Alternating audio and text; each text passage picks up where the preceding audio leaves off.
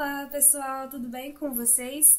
Hoje eu vou falar dos livros que eu li no mês de outubro de 2019, que são esses daqui. Então, vem comigo. Então pessoal, vamos lá. Eu vou começar com o livro do Clube Nossa Estante Compartilhada, que é o livro que eu tenho que ler para todo o último domingo do mês. Nesse mês, eu peguei emprestado no clube esse livro aqui, que é a primeira crônica das Crônicas de Nárnia, que é O Sobrinho do Mago. A edição que eu peguei emprestada é uma edição em inglês, tá vendo? Só que o que aconteceu? Quando eu tava começando a ler o livro, eu notei, quando eu cheguei na página 26, que a história pulava e ela ia lá para a página 50 e poucos. E aí eu procurei no livro se tinha, né, estava encadernado na ordem errada, mas se tinha as páginas que estavam faltando, e não. As páginas do começo do livro, da página 10 até a 26, elas se repetem e depois pula para 50 e poucos. Então eu não consegui terminar a história nesse livro aqui. Eu terminei de ler nessa edição aqui, né, a primeira crônica, que é O Sobrinho do Mago, que é uma edição que tem todas as crônicas, todas as 7 crônicas de Nárnia. É uma edição da editora Martins Fontes, é um volume único, né, como Nárnia é do C.S. Lewis. E eu terminei de ler aqui a primeira crônica e já comecei a segunda. Então eu vou contar essa primeira crônica como um livro, porque era esse livrinho aqui que eu tinha que ler, tá? E essa primeira crônica, O Sobrinho do Mago, fala da criação de Nárnia, como que Nárnia surgiu, e do papel importante do leão na criação de Nárnia, e também de onde surgiu o guarda-roupa, que no filme, nos filmes sobre Nárnia, que a gente pega só algumas crônicas, não tem todas as crônicas no filme. E no primeiro filme você vê, né, quem já viu o filme, vê o guarda-roupa, onde eles acabam indo pra Nárnia, mas de onde que surgiu esse guarda-roupa? Então, nessa primeira crônica, que é O Sobrinho do Mago, conta como que foi a primeira viagem a Nárnia, como que Nárnia foi criada, né, por quê e da onde que surgiu o guarda-roupa. Então, vale muito a pena conferir. Essa é a primeira crônica de Nárnia, é muito bonito, a leitura é muito fácil. E como vocês sabem, o C.S. Lewis, ele é um escritor que escreve para um público cristão. Então, as histórias dele ou são artigos, né, uma coisa mais científica sobre o cristianismo, ou no caso das Crônicas de Nárnia, você consegue perceber os links entre a história de Nárnia, né, as crônicas, e a história cristã, a história que a gente conhece da Bíblia, né? Então, vale muito a pena conferir. Quem gosta de fantasia, muito bom esse primeiro livro que eu li. O segundo livro se chama O Cavaleiro Preso na Armadura, é uma fábula, tá? Uma fábula para quem busca a trilha da verdade, do Robert Fisher. E essa edição aqui é da editora Record. Eu vou deixar o link para comprar qualquer um desses livros aqui na descrição, tá? Todos os livros que eu mostro. Eu vou ler aqui pra você. Eu li esse livro já 2 vezes. Eu li assim que eu peguei, porque ele é um livro bem rapidinho de ser lido. São poucas páginas, 100 e pouquinhas páginas. E reli agora em outubro para trabalhar em grupo, para trabalhar no grupo que eu faço de parapsicologia. A gente está trabalhando esse livro. E é lindo. E eu não conseguia parar de marcar, porque é muita parte boa. Até caiu algumas das atividades que a gente fez lá, que eu tenho guardado aqui. E eu vou ler aqui atrás para vocês terem uma ideia. Ó. Um conto cativante, que traz muita sabedoria de vida, ao estilo de Fernão Capelo Gaivota e O Pequeno Príncipe. O cavaleiro que protagoniza essa fábula vive em busca do seu verdadeiro eu, mas não encontra as verdades que procura por estar sempre preso em sua armadura, pronto para guerrear. A história funciona como uma orientação para adultos e jovens que acabam se distanciando dos amigos e da família, seja por estabelecerem outras prioridades ou simplesmente por não saberem como demonstrar carinho. Então ele fala desse cavaleiro que, depois de ter alguns problemas em família, ele descobre que ele precisa tirar essa armadura. E essa armadura é um símbolo do quê? Das barreiras que a gente cria na nossa vida, né? Por proteção própria, por medo, por querer demonstrar um lado bom. E aí você vai refletindo, cada pessoa vai tirar uma mensagem. Mas ele é lindo e ele tem umas reflexões assim, olha, eu vou ler um pedacinho aqui da primeira página. Ele tá falando do cavaleiro, né? E ele fala assim, olha, nos períodos em que não havia muito o que fazer, ele tinha o terrível hábito de resgatar donzelas, mesmo quando elas não queriam ser resgatadas.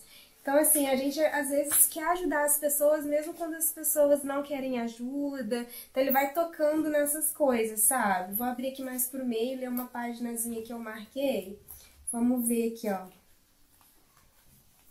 Sobre expectativas, ó. Não acho que isso tenha a ver com ser inteligente, disse Rebeca. Os animais aceitam e os seres humanos têm expectativas. Você nunca ouvirá um coelho dizer: espero que o sol apareça de manhã para eu poder ir até o lago brincar. Se o sol não aparecer, isso não estragará o dia do coelho. Ele simplesmente é feliz sendo um coelho. Aí você reflete sobre o fato de das pessoas, terem expectativas e que às vezes nossas expectativas estragam os nossos dias, né? Aí também sobre esse assunto, quando você aprender a aceitar, em vez de ter expectativas, seus desapontamentos serão menores. E ele vai seguindo, o cavaleiro em busca de tirar essa armadura, né, esse bloqueio que ele criou em relação a outras pessoas, ele vai pelo caminho, pela trilha da verdade, ele passa por alguns castelos. O primeiro castelo que ele passa é o Castelo do Silêncio. Aí você vai refletir sobre a importância do silenciar, né? Ele passa pelo Castelo do Silêncio, depois o Castelo do Conhecimento e por último o Castelo da Vontade e da Ousadia. E no final ele vai passando por essas provações e chega ao cume para descobrir como realmente retirar essa armadura. Outro trechinho aqui, ó, sobre uma outra coisa. Um outro personagem falando com o cavaleiro. Você, como a maioria das pessoas, deseja possuir uma porção de coisas boas, mas é necessário separar necessidade de ganância. Reflitam. Gente, esse livro é maravilhoso. Robert Fisher demorou 6 anos para escrever esse livro, e é um livro pequeno, de 100 e poucas páginas, então você já pode ter a noção da profundidade que um livro desse, né, que é um livro curtinho, demorou 6 anos para ser escrito, então ele colocou muito dele ali. Ele escreveu depois de uma experiência de quase morte, então assim, foi o livro da vida dele e é muito, muito, muito lindo. Vai ajudando a gente a tirar essas armaduras, né? Então, em inglês chama The Knight in the Rusty Armor, né? Que seria o cavaleiro na armadura enferrujada, porque tem a ver essa questão da ferrugem, né? Do enferrujar com o jeito que ele ajuda, o que ele descobre que vai ajudar ele a tirar a armadura. Então, essa questão do enferrujar aí tem a ver também com o X da questão. Não deixem de conferir aqui aonde comprar esse livro. Outro livro que eu terminei de ler foi o Prosa e Verso 21, do Grebal, que é uma organização aqui da minha cidade que incentiva a escrita. Eles publicam livro, ajudam autores independentes a publicar seus livros. E esse aqui é um compilado de prosas e versos dos grebalistas, tá? É um livro que eu leio, tipo, um conto ou uma poesia por dia. Eu não leio ele direto. Então ele demora um tempo para eu terminar de ler, porque eu leio poucas páginas. Eu leio 1 ou 2 páginas dele por dia. Então eu terminei de ler esse livro em outubro. Quem me acompanha no Instagram sabe que eu publico todo dia de manhã pelo menos uma poesia desse livro. Eu tô publicando agora, esse mês, do 22, porque eu terminei já, né, o 21, e agora eu tô falando, lendo e falando sobre o que foi lançado esse ano, que é o Prosa e Verso 22. Esse livro aqui não tem como comprar, só quem frequenta o Grebal e tal, que tem acesso a esses livros. Eles são doados pelo Grebal todos os anos. Tá? Então, muito legal também.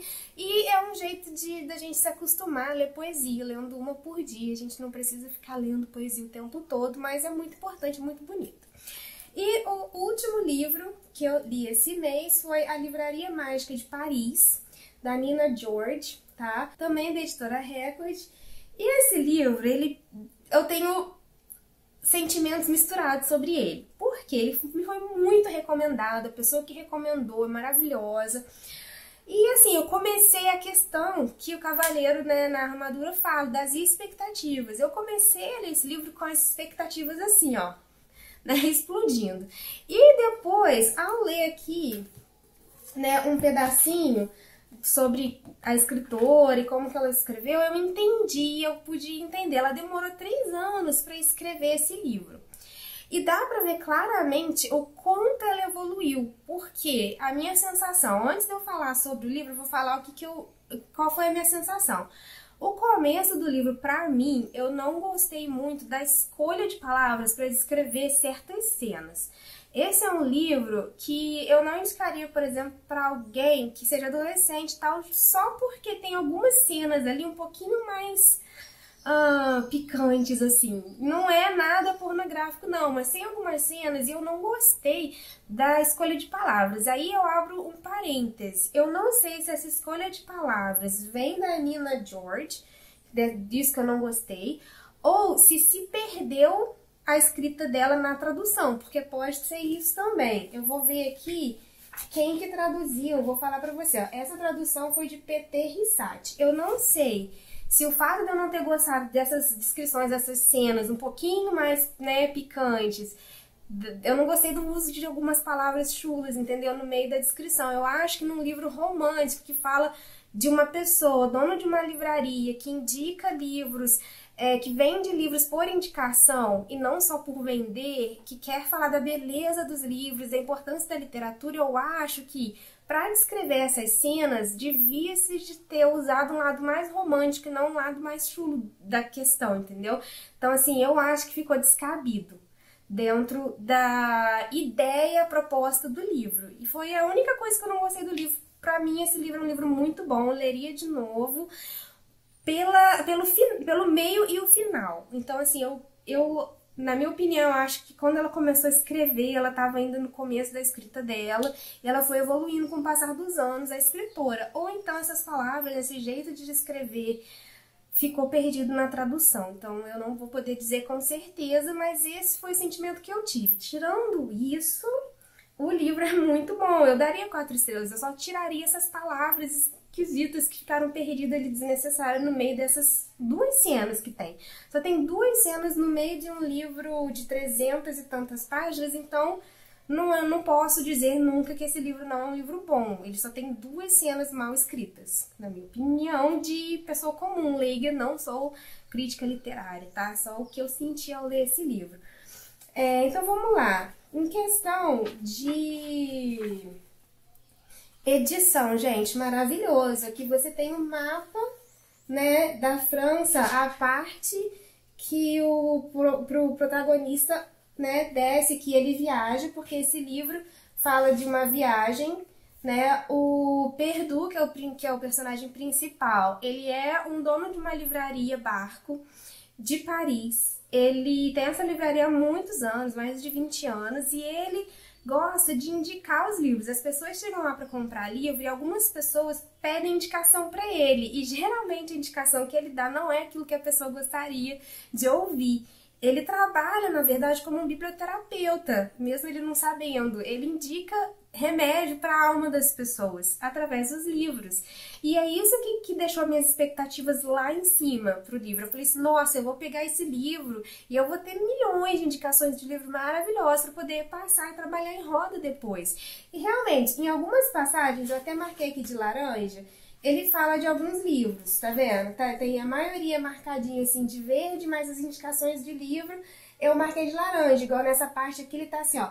O gato cinzento com colarinho branco de padre gostava de afiar as garras em Investigações de um Cão, de Franz Kafka, uma fábula na qual o mundo humano é analisado pela perspectiva de um cachorro. Já Lindgren, a gata ruiva e branca de orelhas compridas, gostava de se deitar sobre os livros de Pipe Meia Longa. Então ele vai falando de alguns livros e do porquê que ele indicaria para tal pessoa aqueles livros, tá? Aí ele fala numa conversa, né, entre ele e o Jordan, que é um outro personagem, que é um escritor aqui da história, e ele é um escritor jovem que teve seu primeiro livro, virou best-seller, ele ficou super famoso, mas ele quer fugir da fama e vai acabar viajando com o Perdu para poder se encontrar. E aí o Perdu fala para ele assim, ó, um livro é médico e remédio ao mesmo tempo. Eu concordo com essa frase. Então, assim, o livro ele te traz umas reflexões. E conforme o livro vai passando, né, você vai lendo o livro, ele sai de Paris depois em busca de resolver uma situação do passado, porque o Perdu, ele é uma pessoa que ajuda os outros a resolver os seus problemas, suas angústias, mas ele não consegue resolver uma angústia que ele tem. Ele tem um amor perdido de 20 anos atrás que ele nunca conseguiu esquecer e nunca mais ele teve contato, ele não teve nenhum envolvimento, relacionamento amoroso com nenhuma outra pessoa depois desse amor. E ele viveu amargurado durante esses 20 anos porque ela deixou ele. E aí, do nada, ele acontece uma situação ali em Paris que ele resolve largar tudo, ligar o barco e viajar pelo canal e ir resolver essa questão.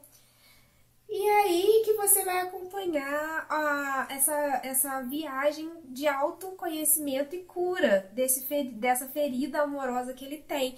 Então é um livro muito bonito, com uma mensagem bonita, né? Eu gostei do livro, indicaria, já dei ele de presente, mas leia as primeiras páginas, as 2 cenas esquisitinhas lá, com cuidado, né? Não dê de presente, por exemplo, para uma criança, não é o tipo de livro.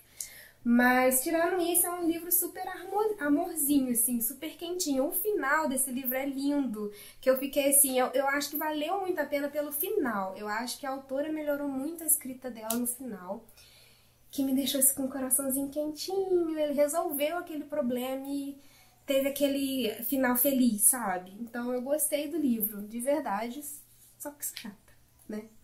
Então, gente, é isso aí. Vou recapitular. E, eu não li só esses 4 livros aqui, né? Além disso, eu li mais 3 apostilas para faculdade, de 100 e poucas páginas.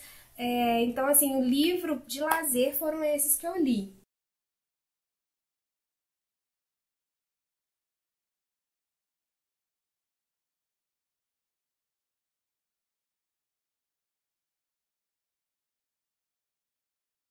Gente, é isso aí. Tudo isso que eu li esse mês. E eu vejo vocês nos próximos vídeos. Tchau!